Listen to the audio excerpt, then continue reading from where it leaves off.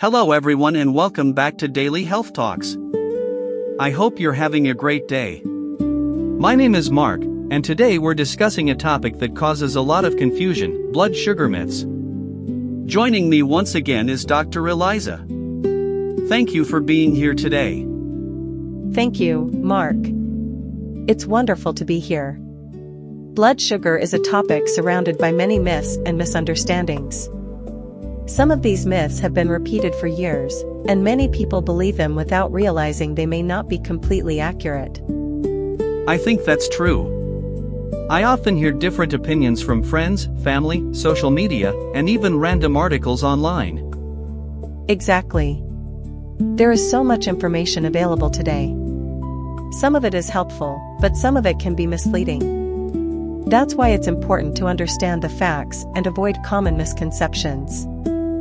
So today we're going to separate myths from facts? That's right. We'll discuss some of the most common myths about blood sugar and explain what people should know. Let's start with myth number 1. I've heard people say that only people with diabetes need to care about blood sugar. That's one of the most common myths. Blood sugar is important for everyone because glucose is the body's main source of energy. Every person has blood sugar levels that change throughout the day. Understanding how the body uses glucose can be valuable for overall health and wellness. So blood sugar isn't only a diabetes topic? Correct. While blood sugar management is certainly important for people with diabetes, everyone can benefit from learning about healthy lifestyle habits that support overall health. That's a good point. Education helps people make informed decisions regardless of their current health status. Here's another myth I've heard. Some people think sugar itself is the only thing that affects blood sugar. That's another misunderstanding. While sugary foods can influence blood sugar, carbohydrates in general are converted into glucose during digestion. Foods such as bread, rice, pasta, potatoes, fruits, and many other foods can also affect blood sugar levels.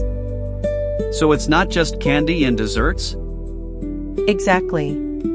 Looking only at sugar can sometimes oversimplify a much bigger picture. That makes sense. Nutrition is complex, and many factors influence how the body processes food. Here's another common belief. Some people think that if a food is labeled natural, it won't affect blood sugar. That's an important myth to discuss.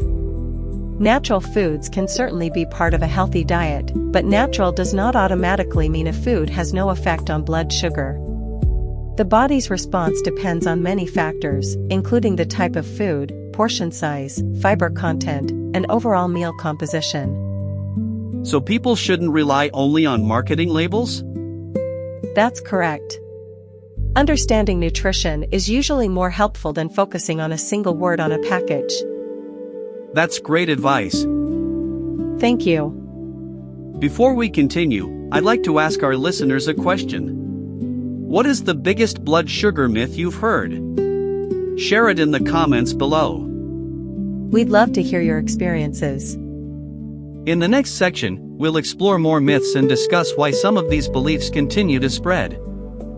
I'm looking forward to it. Welcome back, everyone. Dr. Eliza, let's continue with some additional myths. Absolutely. There are many misconceptions that can create confusion. Here's one I've heard many times. Some people believe that eating fruit is bad because fruit contains sugar. That's a very common myth. Fruit does contain natural sugars, but whole fruits also provide fiber, vitamins, minerals, and water. Looking at the entire food is important. So fruit is different from candy? Yes. Whole fruit and highly processed sweets are very different foods. They contain different nutrients and are digested differently. That's good to know. Many people become unnecessarily afraid of healthy foods because they focus on only one aspect of nutrition. Here's another myth. Some people believe that skipping meals is a good way to control blood sugar. That's another oversimplification. Eating habits should be considered within the context of an individual's needs, lifestyle, and health goals. Simply skipping meals without understanding the bigger picture is not necessarily the best approach. So there isn't a one-size-fits-all solution? Exactly. Every person is different. Health recommendations should always consider the individual. I've also heard people say that healthy foods never affect blood sugar. That's not entirely accurate. Almost all foods contribute something to the body's energy needs. Even nutritious foods can influence blood sugar. The important question is how foods fit into an overall balanced eating pattern. That's an important distinction. It is. Healthy eating is about balance, variety, and consistency. Here's a myth that seems very popular online. Some people believe there is one magical food that can instantly solve every blood sugar problem. Unfortunately, health rarely works that way. There is usually no single food that provides a complete solution. Health outcomes are typically influenced by many factors working together. Such as nutrition, exercise, sleep, and stress? Exactly. Those factors often interact with one another. Why do you think these myths become so popular? Simple answers are often appealing. People naturally want quick solutions to complex problems. Unfortunately, health is usually more nuanced than a catchy headline or social media post. That's very true. Good health information often requires context and explanation. Another myth I've heard is that if someone feels fine, they don't need to pay attention to their health. Feeling good is certainly positive, but health is about more than how we feel in a single moment. Preventive care, healthy habits, and regular checkups can provide valuable information. So symptoms aren't always the whole story? Correct. Some health conditions may develop gradually over time. That's important information. Awareness and education can help people make informed choices.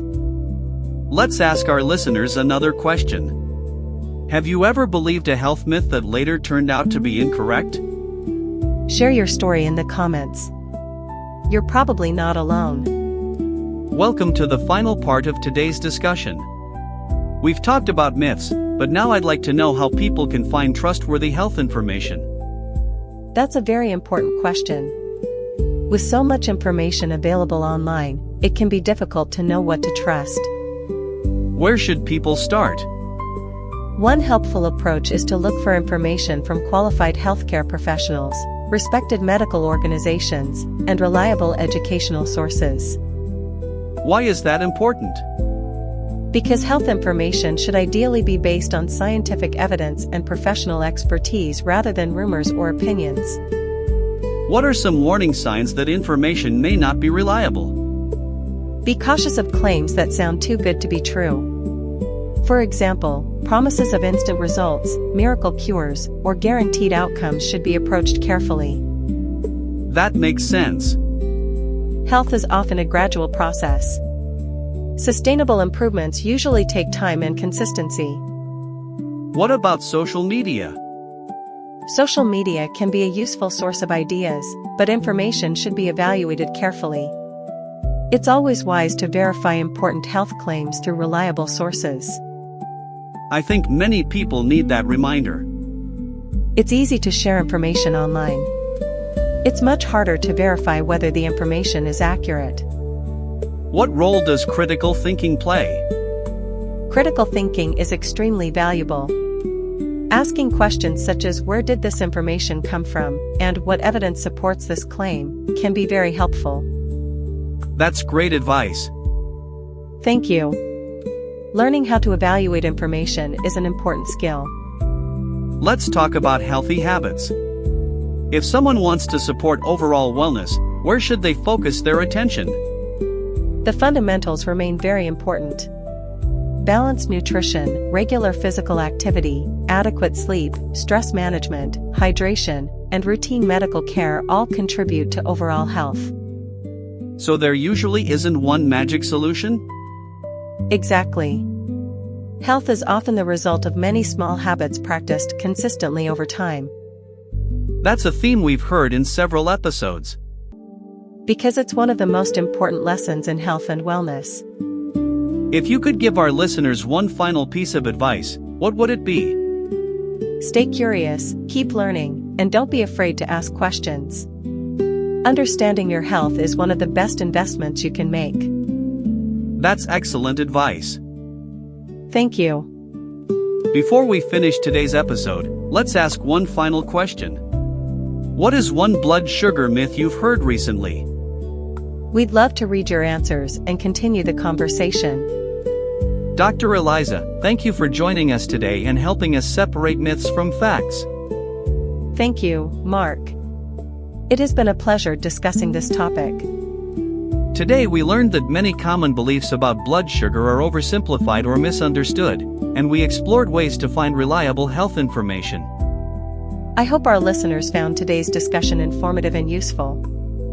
If you enjoyed this episode, don't forget to like and subscribe to Daily Health Talks for more health and wellness conversations. Thank you for spending your time with us today. Take care, stay informed, and keep making healthy choices. Goodbye, everyone. Goodbye, and we'll see you in the next episode.